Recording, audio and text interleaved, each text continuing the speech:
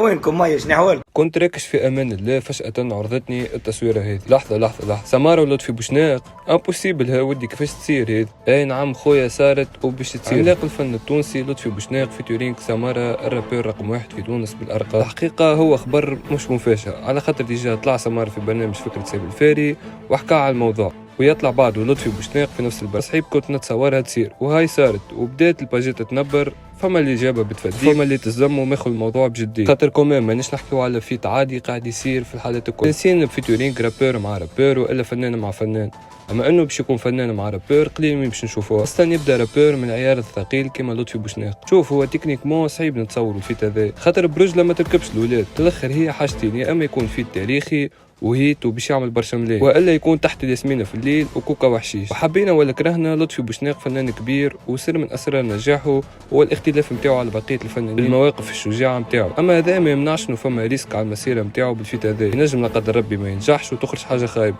وقت الناس شنو باش تقول لطفي بوشناق اللي عملوا في مسيرته كل باهي يدمروا بالغنايه هذه، خاصة الرجال الكبار اللي يسمعوا فيه. نفس الشيء على سمارة، الفيت هذا يا اما يطلعوا يا اما يهبطوا له. اقرب حاجة نجم نتسلي بها سمارة هو الفيتورينغ اللي عملوا مع ياسمين فنانة هذيك، كان اسمه يا سلام. كما قلت لكم شباب، ممكن ينجح ممكن ما ينجحش، هذا فيديو عملته فيسا خاطر عرضتني. نتلاقاو كي تهبط الغناية، وقتها نعطيو راينا بكل صراحة، يا اما باهي يا اما خايب.